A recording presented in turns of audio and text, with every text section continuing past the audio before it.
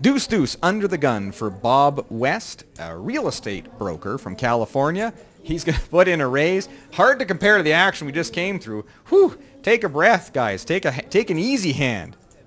Little raise under the gun from Bob West. Hands like that one get everybody's adrenaline going. 9-4 suited for Omar. He's down to the felt. He can't make a stand with the 9-4 of hearts. No surprise, he folds that. Around to Weber in the big blind. Look, he's still got chips everywhere. He's still stacking his chips. He folds, and Bob West picks up the pot with his under-the-gun raise with pocket deuces. Bob under the gun stacks that pot. He tells me that he has, in a single day, non-tournament action, won $12,000. When you hear that, you know he's a player. You know he plays high. Look, Weber is still stacking that pot. Imagine being Omar down the other end, how you must be fuming. You're watching this guy. We're 2 hands later. He's still stacking chips. He's stacking your money. You got it in with the favorite, and here Weber's still sorting out the colors. Weber Kang, the small blind. Bob West, the big blind. 100 small blind, 200 big blind. On to the next hand. Weber Kang still stacking chips. Red sixes for Omar Syed. He will move all in. 850 chips. He's real short stacked.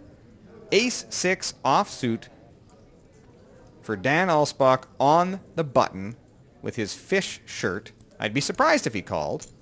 Although Dan has over $887,000 in tournament wins over the last few years, so I'll trust his judgment. He is going to call the 850.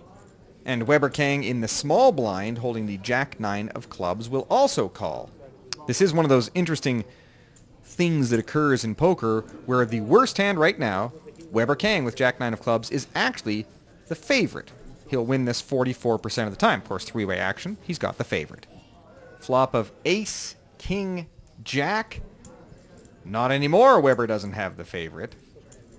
Dan Alsbach with top pair will put out a bet of 600.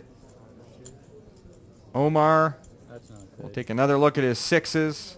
He's in a world of hurt. In fact, Dan has ace 6. There's one card in the deck to save Omar. He's going to need the case 6 on the Turner River. No good on the turn with the 4 of diamonds. Omar's burning, but he's burning from that 45,000 chip pot 2 hands before. 5 on the river, and Omar Syed is eliminated. A lesson in the pain and pleasure of poker. Omar, the pain. All the money went in.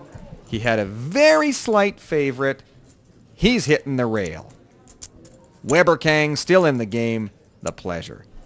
You gotta feel for Omar. That just stings. All you want to do is get out of here. Good luck, guys. He's got the grace to wish everyone good luck. Good for you, Omar. You're going to be back. You played the hand well. But imagine the pain. One side of the coin, you're the chip leader in the entire tournament. The other side of the coin, you're out and you're walking out the door. That is a horrible feeling. Omar Syed.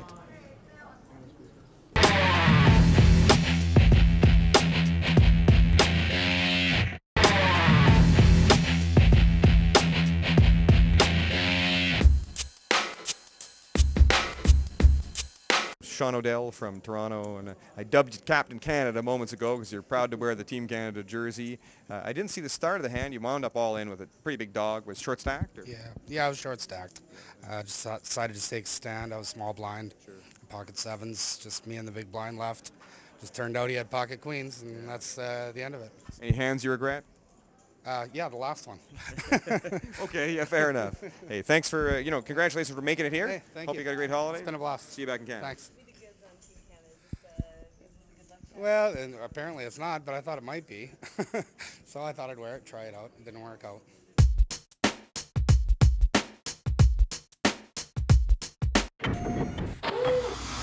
We're back to more poker and the Party Poker Canadian Poker Championship. The feature table, a couple of new players joining us at the feature table, including the singing Glenn Coward from the UK. Got it right, 1 in a row. He's here for some fun. He's relaxed. He's having a good time. He's kibitzing with Dan Alsbach, of course, our Vegas pro. You can see this. You can see the guys who've played.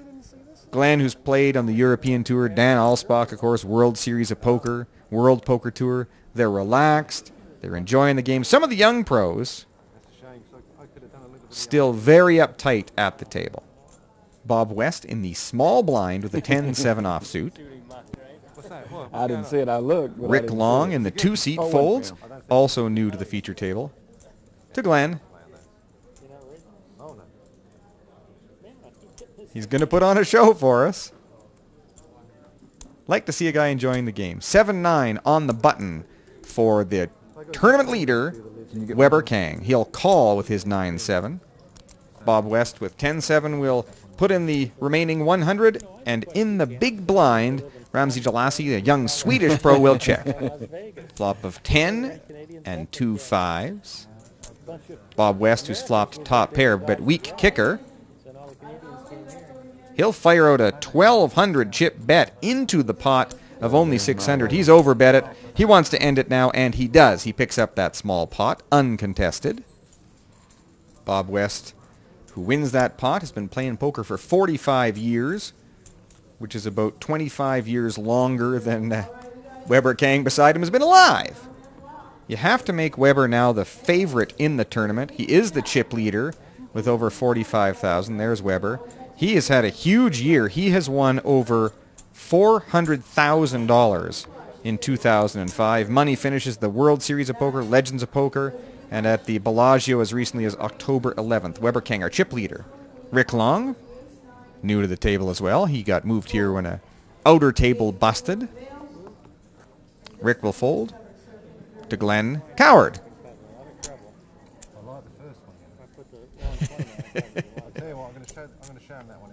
Okay. All right, you've shown us one of your cards. Let's have a look at the other one, Glenn.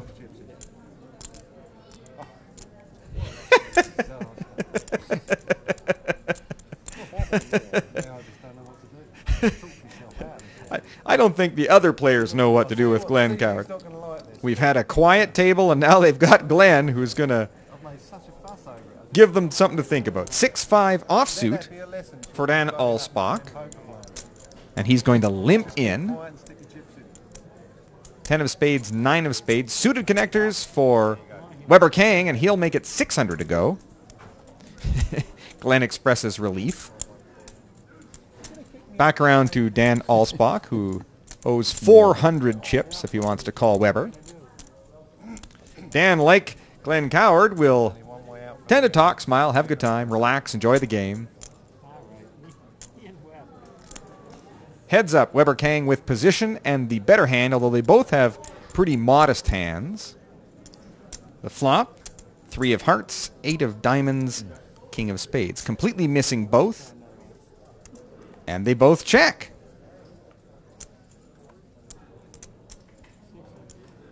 Seven of hearts on the turn gives Dan the ignorant end of the straight draw. He's going to bet out on a semi-bluff, and Weber with the top end of the straight draw is going to call. That's the card Dan wanted. He's holding the nuts. That's 1,500. Weber has nothing. He can't call. He could raise. He could go for the bluff. It would be a disaster because Dan Alspach is holding the nuts, and Weber will fold. Oh, yeah. Dan's going to show that he went runner straight. That's a good hand for him to show. He's telling Weber on his left, hey, I called you pre-flop out of position with 6-5 offsuit. I know you're a young, aggressive pro. Don't mess around with me, my friend. It's a good message to send if you're Dan, I think.